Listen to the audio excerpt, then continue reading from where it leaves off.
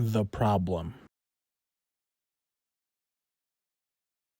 As the slide says, I think there's a big problem with the government assistance program SNAP, also known as food stamps or EBT. Specifically, the qualifications to be accepted for the program is what's bad and doesn't accept everyone who needs the assistance. And through research, I've come to find that essentially comes from the nationwide poverty line. It adds to the overall problem that the SNAP program leaves out tons of people who need it. Qualifying for SNAP.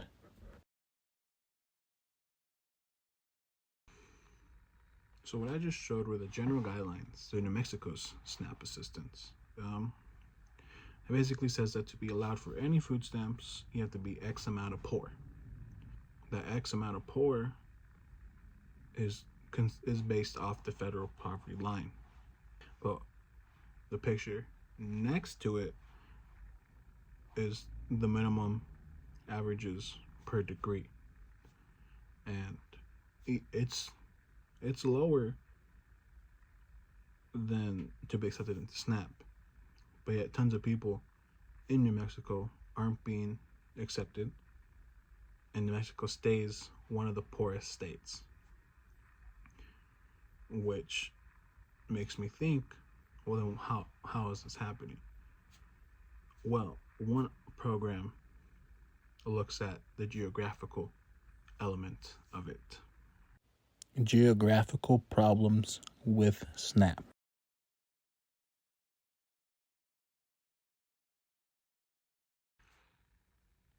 Are SNAP benefits adequate? This article allows for us to see that a big government welfare program like SNAP has its qualifications possibly too high, as the measurements for the poverty they use aren't as accurate as others, such as TFP, which is short for Thrifty Food Plan. It's a poverty marker. It's how they make that poverty line. The way they do it is through making a ratio that is essentially the comparison of the value of some variable to a threshold. So after using something like TFP to determine the national poverty line, the article is getting that poverty isn't the same across the U.S. A quote from the article is that one reason is that SNAP benefits do not allow for a geographical price variation, or more precisely, the TFP is based on national prices, so therefore does not capture any geographical price variations. Consequently, the TFP might be too low or high in some areas, and thus SNAP benefits being based off the TFP will be in turn too low or high as well. Recognizing this current limitation of the TFP and its implications for SNAP benefits, there has to be a call for more research on geographical differences in SNAP benefit adequacy, which basically is what I said before. Some places poverty could be higher than the national poverty line is, but because it's higher than the poverty line, they can't get food stamps, which is hurtful. What are some possible solutions?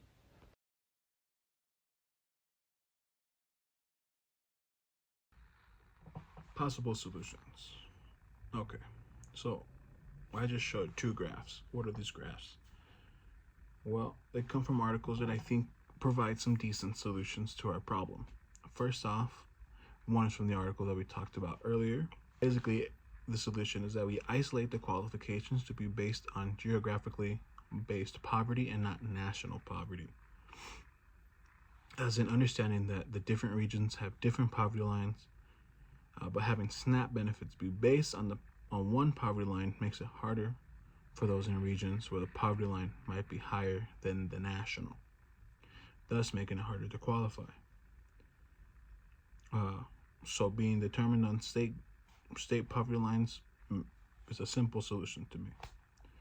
The second one is from an article that I didn't mention, but they go over the question of how SNAP helps the food disparity for different race and ethnic groups. So they're not saying SNAP is bad. They're actually showing the possible some of the possible benefits that it's done.